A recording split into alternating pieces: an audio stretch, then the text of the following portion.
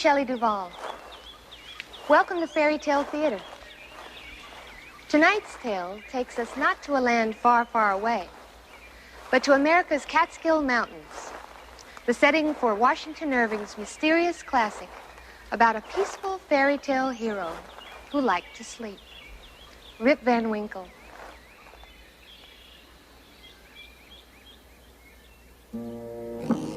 I have a story that may interest you.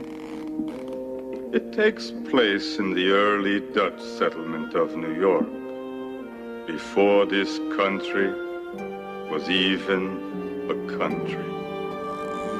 They say it couldn't have happened, but it did. They said it was unbelievable, but believe it. Things like that don't happen to men, they said, but they're wrong.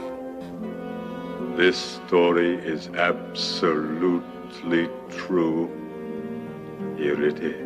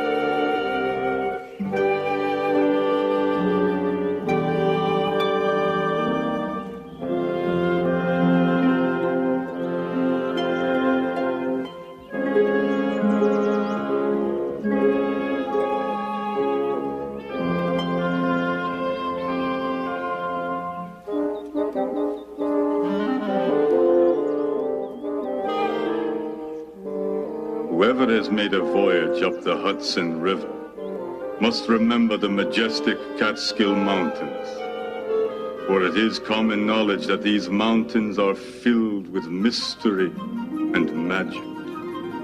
At times they appear to have a life all their own, changing color and shape according to the moods of the heavens. On certain nights, strange sounds and voices echo from the hollows as if the mountains were talking a language all their own. At least that's what folks in the nearby village claimed. Now, Rip Van Winkle was not known as the most industrious man in town. Although he had an extraordinary love for the land, his farm was, to put it mildly, a mess. But he was a good-natured soul, loved by everyone, both young and old. There was only one person who failed to appreciate his easygoing charm. I'm sorry. Did I wake you? It's all right, Wilma. It's about time to get up anyway. It's about time an hour ago. Haven't I told you a million times? Sleeping on the porch is forbidden. That's right, dear, but you see... You've got a perfectly good bed inside. Right again, Wilma, but you see, last night, just as I was about to get up and mosey on into bed, I noticed that Wolf had fallen asleep right here. So? Well, you know how he howls when he wakes up alone. I had no choice but to keep him company, right, Wolf? You know, Rip, that dog's a bad influence on you. It's probably the other way around, Wilma. Do you mind if I ask you a question? Wilma, please, I just woke up. What are your plans for today? Plans? Well, we really haven't given it much thought. Eh, boy? Well, I have. I've made you a list of things that need to be done around here. And I've done it for your own good, as a favor, so it'll be easier for you. You just, as you accomplish each task, you merely cross it off and go on to the next. Oh. I must say, my dear, you have a talent for organization, which I admittedly lack. Thank you.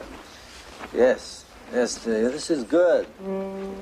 Fix the roof, plow the fields, mend the fences, yeah. You must have worn the pencil down to a nub, Wilma. Time is running out, Rip! Unfortunately, that's what time does. Come on, Wolf. Morning, Brown Dutcher. Well, if it isn't Rip Van Winkle. And Wolf. Hello. What are you two old dogs doing over here? Well, actually, we came to get my ladder. You see, we're fixing my roof. You're working on your house? Yep. Tell me the truth. It was your wife's idea, right? I tell you, my friend, if she were my wife, I'd put her in a bright red dress, and I'd wave her in front of the nearest bull. Oh, she's not so bad, Brom. Besides, I don't have a bull. Now, about my ladder. Well, the fact is, Rip, I was about to fix my own roof as soon as I'd finished painting this fence. A problem easily solved. I'll finish the fence while you work on the roof, then I can have my ladder. Rip, you're a genius. And mind that you don't rip. Rip. Good, Brom.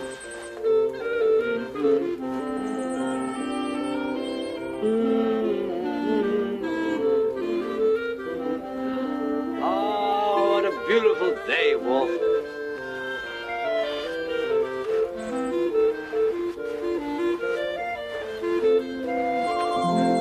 Oh, you're done? I feel so stupid, Rip. I was looking all over for your ladder when it suddenly struck me. I lent it to Will Tussenbrook to fix his barn, huh? Oh. The search for his ladder led Rip to the village inn. Here, Rip often found comfort in the companionship of the citizens of the village, who would spend endless, lazy afternoons in the shade, smoking their pipes and having profound discussions over nothing at all. When a human is struck with lightning, it burns him from the inside out, and usually with no visible effect. Honestly, Von Bommel, with you teaching in our school, it's no wonder the kids are growing up so ignorant. Absolutely correct. Yes, and I still maintain it splits him right down the middle. You've got no... And I still maintain that it turns into ash. Rip, my dear chap. How are you? Better warm yourself. Maybe you can settle this, Rip. Yes, Rip. Now you settle this. What happens when a man is hit by lightning? I don't know. I've never been hit. Where have you been, Rip? It's past noon. Well, I stopped by Brom Dutcher's farm on the way to town. I needed to get my ladder. Oh, Brown doesn't have your ladder. He lent it to me. He mentioned that. Yeah, but I don't have it anymore either. I had Noah bring it over to your place a couple of weeks ago. He put it behind your house. I didn't notice. But thanks anyway, Will. That was very thoughtful of you. Oh, this is preposterous. Our illustrious King George, our fearless monarch, has decided... Oh, God bless him. He has decided to levy a new tax. Oh, unbelievable. Well, what difference does it make? I don't make any money. A tax on nothing is still nothing. No, you're missing the point. The point is, we are being taxed to the death, and we have no say in the matter. The next thing you know, you see, dear old Georgie will be putting a tax on our breathing, what? He can't do that.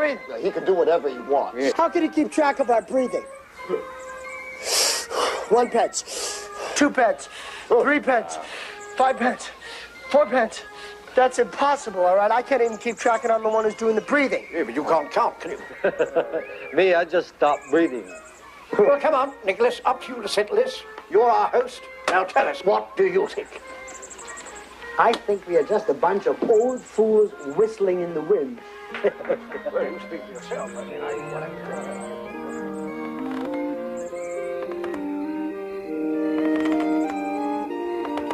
Going fishing, Mom. See you later. Little Rip! You get back in here and untie your sister! Now! I see you're finally home. Yes, there's no place like it, Wilma. And are you enjoying yourself? Yes, very much, thank you, Wilma. I was just watching that beautiful sunset out there behind the mountains, and I couldn't help wondering just what does it all mean? I'll tell you what it means, you lazy good-for-nothing husband. It means another day has ended, and you haven't accomplished one single thing. Not true, Wilma. I found my ladder. You found your ladder. You must be exhausted. Can I fix you a hot bath to soothe those aching muscles? Not for me, thanks, but I'll bet old Wolf here could use a hot bath. Eh, boy? Don't get funny with me, Rip Van Winkle, because I'm not laughing! Now, tomorrow, I want you to do just one little thing, all right? Start with a list, remember? Plow the fields, mend the fences, dig a new well, go to town, buy me a sack of flour and a bolt of cloth. Did you hear me, Rip? Dear, I think the entire village heard you. You're impossible. And no sleeping on the porch. You hear that, Wolf?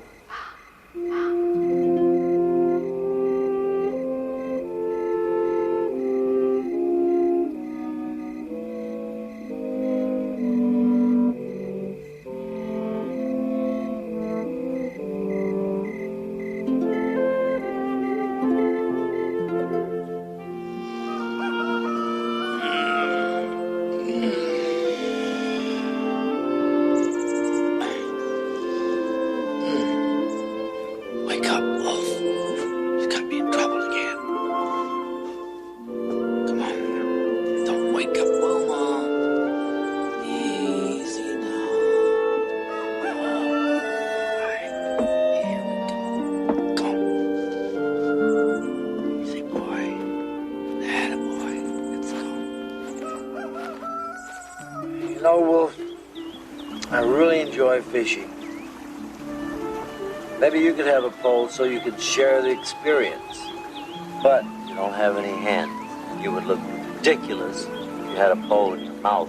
Hi, Dad. Mom's looking all over me. Hi, little Rip. She's so mad her head's about to blow off. Why does she get so mad at you? Shen Yu son. She says it's because you let the barn fall apart, you don't work, you don't make any money, and you're never around when she needs you. Well, that might be part of it. But tell me this, little Rip. What do you think about me? I think you're great, Dad. Thank you, son. I think you're great, too. And I'm gonna grow up to be just like you. Uh-oh! Got a bite! Dad!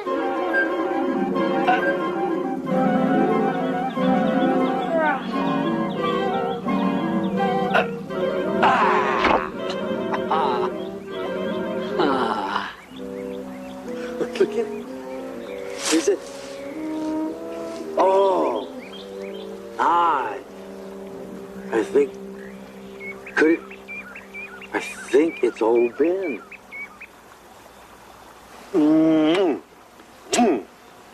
It's old Ben. Thank you, Ben. You definitely made my day. You know this fish, Dad? Of course I know him. Old Ben here is a legend. People have been trying to catch him for as long as I can remember, but he was too smart for him. You did it. You caught him. What kind of bait did you use? No bait. No bait. I just used an empty hook. See, I don't like to trick the fish. That's why this is such an honor. Old Ben decided it was time to get caught, and he chose my hook. Thank you, Ben. Well, son, let's take old Ben home to your mother for supper. She loves fish. My leg's asleep. Come on, Wolf.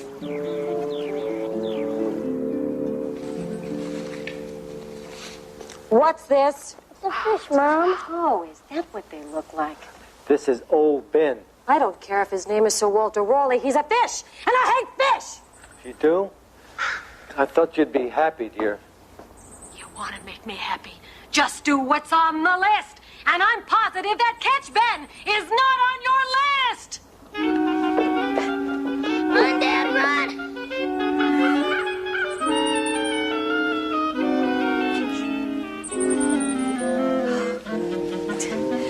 Oh, insult if we didn't eat him. I just don't think she understood. She grabbed that fish out of the pail and started smacking me over the head with it. Good Lord. You see, I just can't believe she'd do such a thing. I can't believe you caught old Ben. I can't believe she doesn't like fish.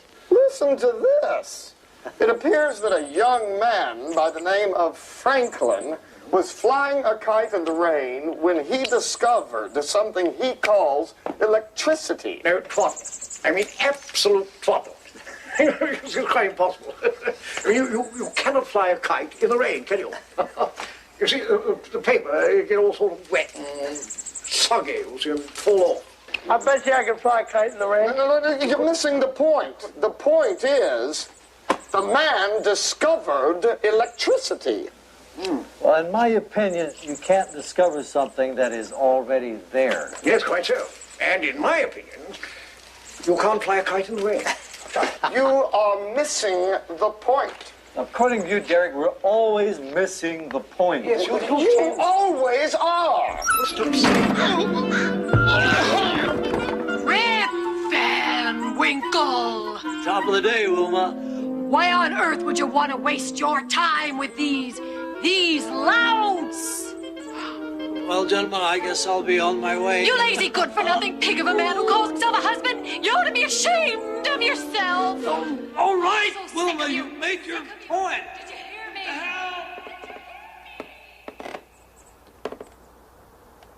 Maybe Wilma's right.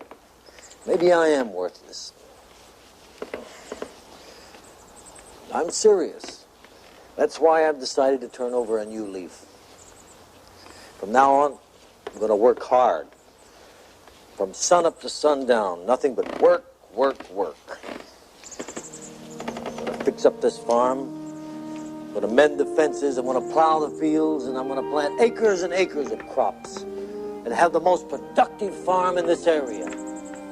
And when I walk into town, they're going to point at me and say, there goes Rip Van Winkle, the most industrious man in the village. You're right. That's not me. I'm just a simple man with simple needs. And right now, I need to go up to those mountains. Come on. So, as they often did, Rip and Wolf escaped the farm and the noise of his wife by going off to hunt.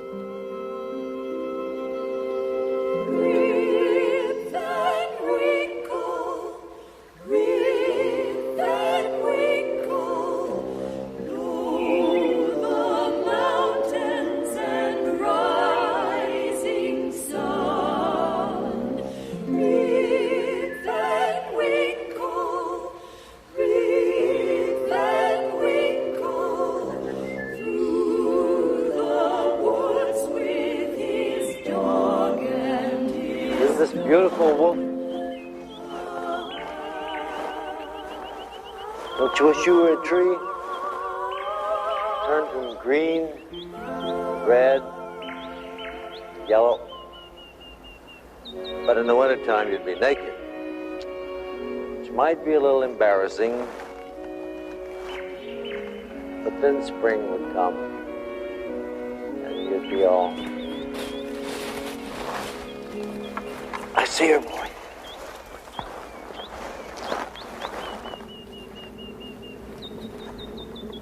You're right. That doe has a baby. Can't do it.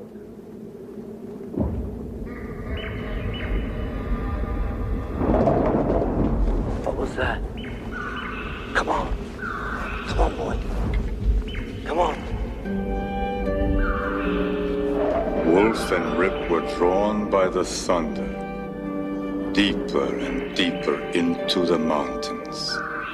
Before they knew it, they had gone farther than they'd ever been before.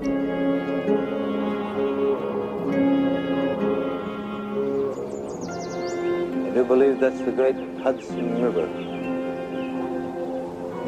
We've come a long way from home.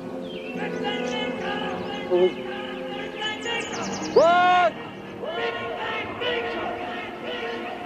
Must be somebody from the village who needs help.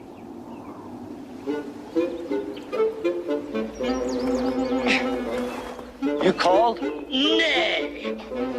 But I heard... Heavy Victor King, can you see him breaking my back? And hurry, they're waiting. Rip obligingly shouldered the keg and followed the odd stranger up a rugged path. Careful with that keg. They came to a hollow surrounded by jagged mountain walls. Here, new objects of wonder presented themselves.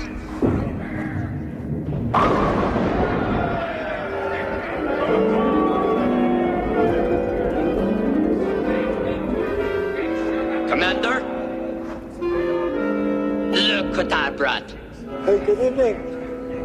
A game of ninepins, I see. I used to be a pretty good player myself until my wife caught me. Who is he? I'm Rip Van Winkle, sir. I assume you know who we are. No, sir, I'm sorry, I don't. Can I put this down? I am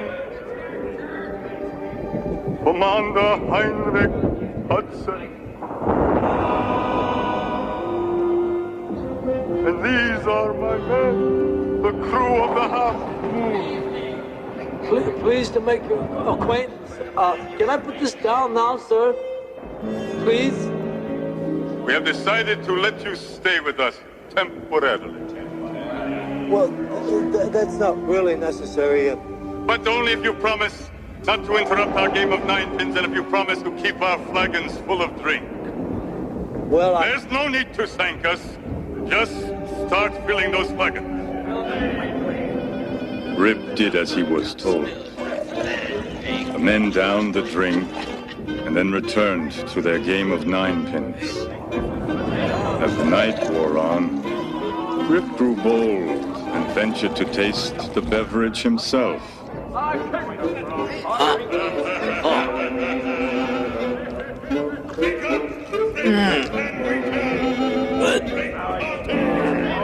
Naturally a thirsty soul, he was tempted to have another and another, and he soon came to feel warm and welcome among the men and their melancholy party. And they go. You think your wife would approve?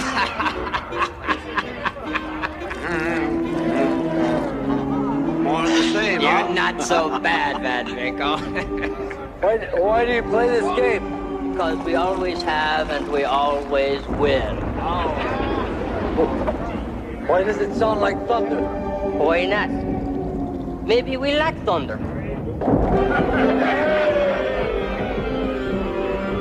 My crew and I discovered this land over 150 years ago.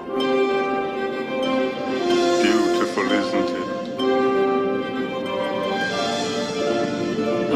150 years ago? So it means you must be ghosts. It was a terrible storm. The rudder was torn off. The sails were ripped to shreds by the howling winds, and the rain was blinding. Men were swept overboard. I could hear their screams, but I couldn't save them. I lost a lot of good men that night. I'm sorry. Now you know why this place is so sacred to me. That's why I return here every 20 years. To look over the land. To see if future generations are taking care of it. And are we? So far. Well, I'll do my best to help out. I appreciate it.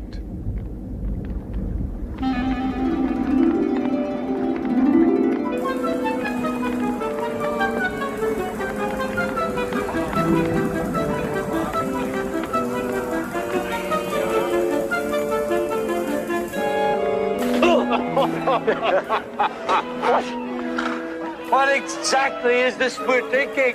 Why? I've never tasted anything quite like this before. And you never will again.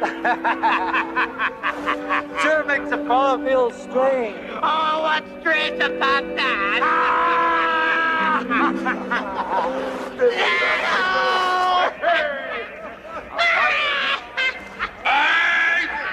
All hands on deck! Let's have another game of ninepins! And mercy! Night party!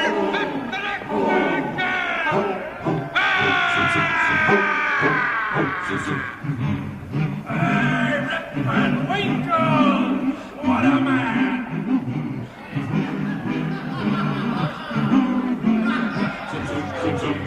We're men of the sea, we're men of the air, but don't try to find us, 'cause we're not there. We're just not there. We're just not there!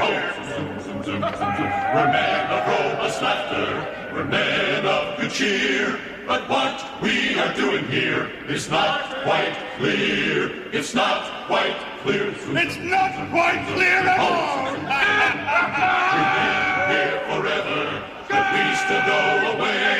If you can wait for 20 years, we'll come back to play. We'll come back to play. I stay over there and make Hudson! I don't pull up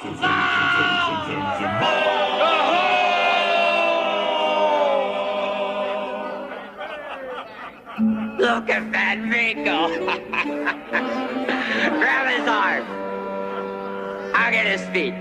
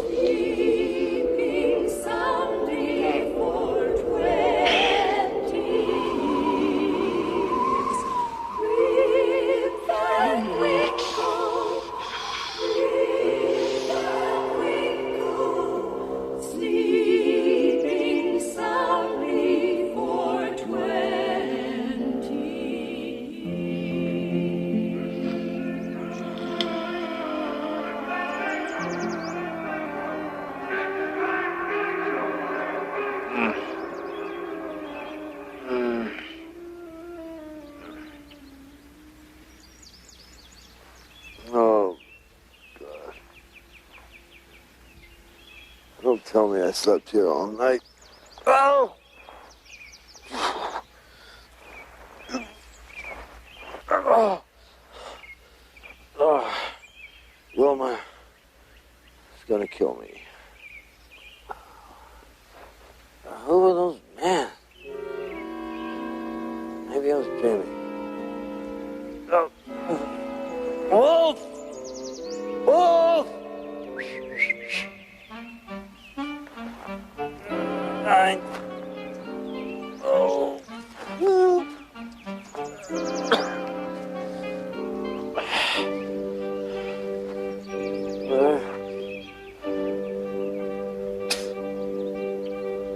That's not my gun.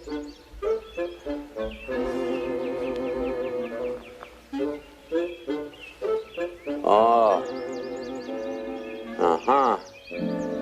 Those swine gave me that drink so they could take my dog and my gun. Uh-huh. Oh. Well, we'll see about this. I know where they are.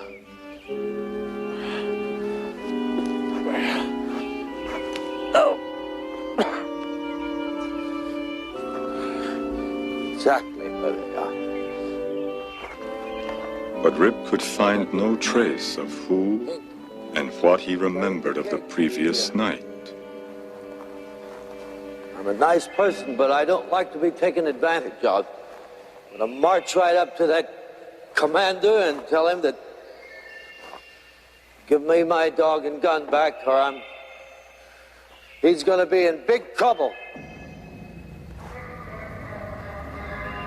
No.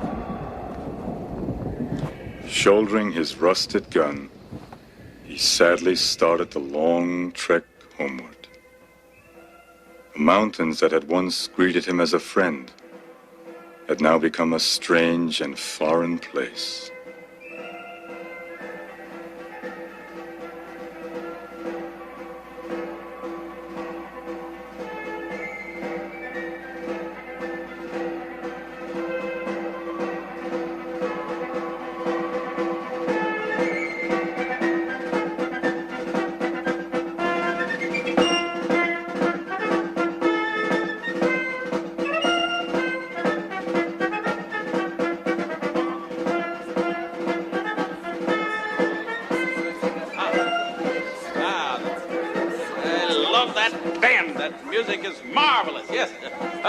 Children, good to see the children here. That's what freedom's all about, you know. Yes, well, gather around. That will be enough music, thank you. Yes. I would like to remind you that it is your duty as a responsible citizen to vote. Here. Think of all those brave heroes at Bunker Hill and at Valley Forge. Did they die for nothing? No. Of course not, no. And so that's why I encourage each and every one of you to vote. Here. Yes. When you vote, yes, a question in the rear there. What about women? I like them, so we... No, I mean, why aren't we allowed to vote? The women allowed to vote. But, well, you aren't allowed to vote because when our founding fathers were making up the Constitution, they were very busy. So they forgot. That's it. They forgot, but you'll be voting very soon. Yes. What about Sam here? Sam? Well, Sam can't vote.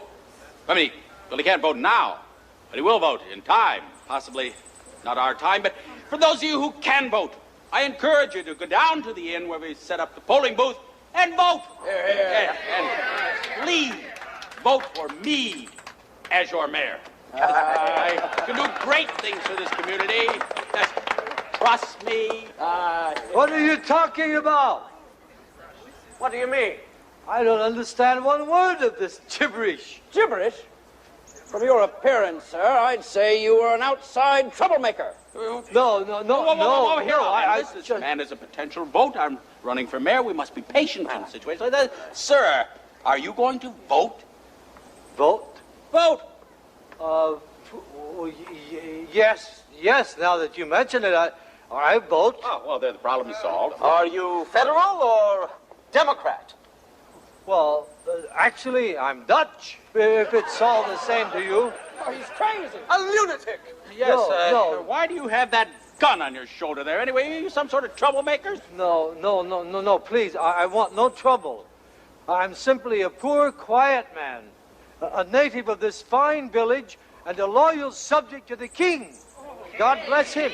A Tory! A spy! No. Yes, well, get that man out of here. Why, it's obviously a dangerous man. Why, we should all know that we should never trust a man with moss growing on him. Yes, boys, play something here. Well, now we've lost the crowd here. Oh, what a day. I should have hired a juggler to anything up like that. Oh, my.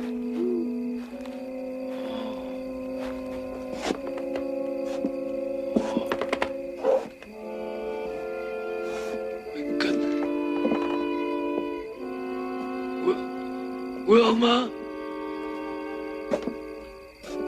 Wilma? Oh.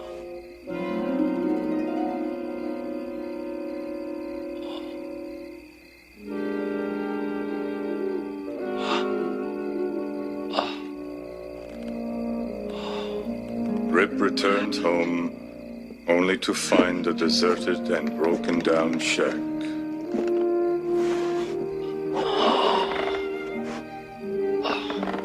Overnight, he had lost everything he had known and loved.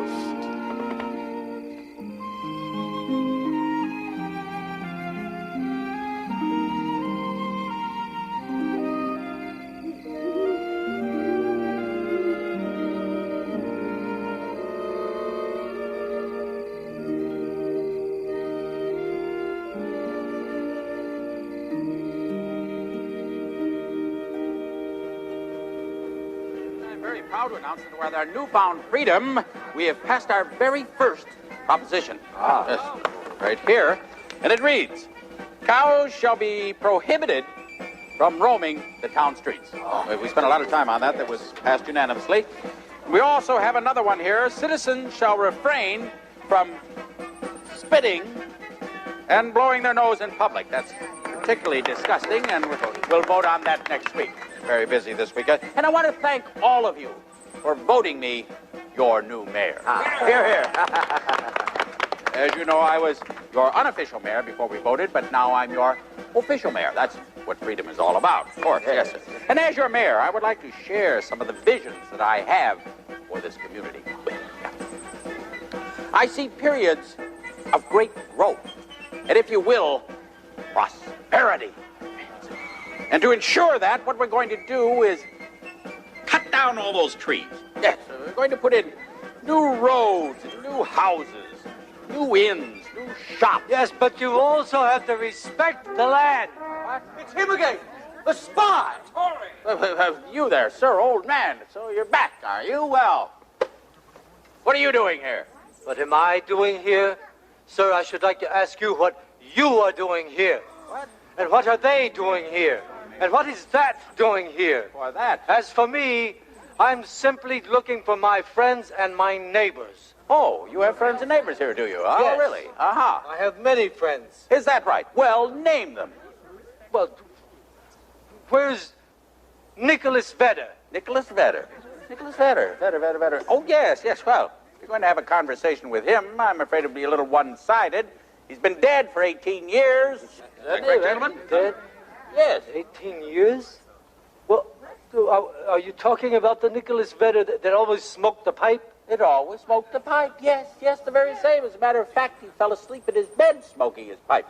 Burned the whole inn down. Then there's Will Tussenbrook. Tussenbrook, yes. Not a very bright man, as I recall. No, he joined the army during the war. Yes, he's buried at Valley Forge, as I recall. He sat on his own bayonet. Terrible thing. War? What war? What war? What war? This man. Why, this man is as stupid as he looks. War. What about Derek Van Boomel, the school teacher? Derek, well, he was in the army, too, as I recall. Well, yes, of course. He became a great general. General? But he was just a teacher. Yes, well, he's in Congress now, yes. This community, my dear man, is very proud of Derek von, what was? Broom. Here, we have a statue of him somewhere here. Does anybody remember Rip Van Winkle? Rip Van Winkle. Rip Van Winkle. Well, that's a good one, isn't it? Why, sure, we all know Rip Van Winkle. That's him there, on the porch.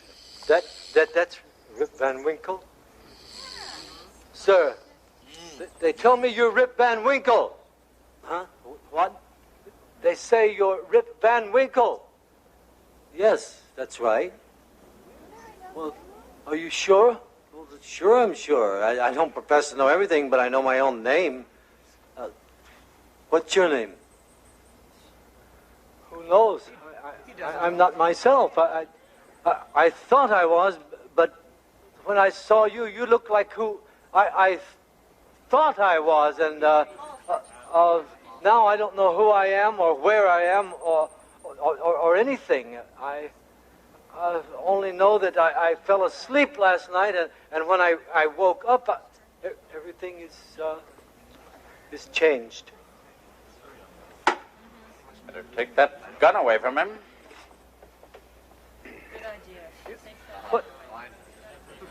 What was your father's name? Rip Van Winkle, same as me. He went off into the mountains about 20 years ago when I was a little boy. He didn't come back. Your mother? My mother? She died a couple of years ago. What? She broke a blood vessel, screaming at this traveling salesman. Oh, sounds like Wilma.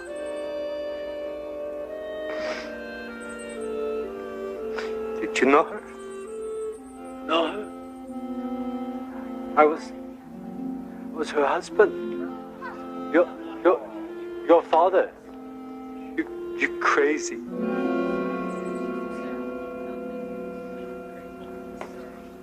Does anybody here remember old Rip Van Winkle? Oh, Rip Van Winkle, yes, I do. I remember old Rip Van Winkle, yes, he disappeared many years ago, yes. Hasn't been seen since I think he was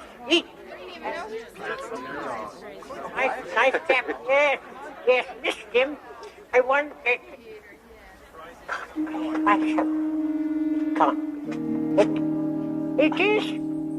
It's old Rip Van Winkle himself. Dad? Little Rip, you don't know how glad I am to see you. My own son, my own little boy. Welcome home, Rip. It's your old friend, Peter. Vanderdonk. Oh, that's me, yes, Peter Vanderdonk. My old friend. You look great, Peter, but old. Very old. No, I'm not old. Anyway, you're no spring chicken yourself, are you? Oh, Rip, it is good to see you again. Tell me, where have you been for 20 long years? Sleeping, as far as I can tell. Sleeping? Yes. For 20 years? Well, in that case, you must have been very tired. But it seemed like only one night. I swear it. You see, I went hunting off into the woods with my dog Wolf, and I ran into this little man. He was carrying this huge heavy keg on his shoulders like this, and he was very strange, very strange. He took me up into the hills. This man who called himself Hendrick, Hudson.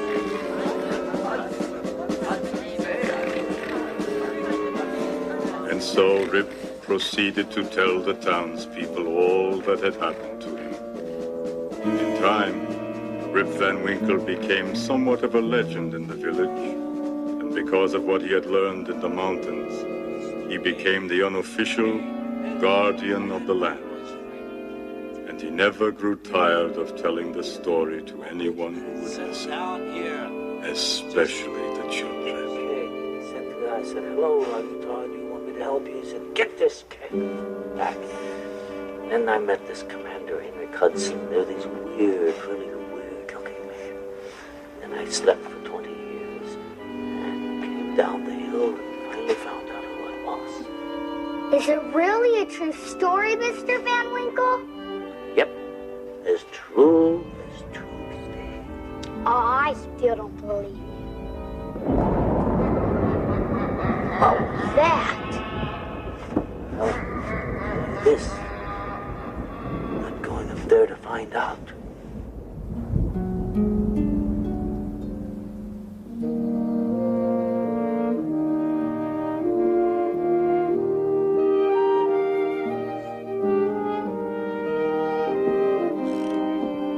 And it really was true.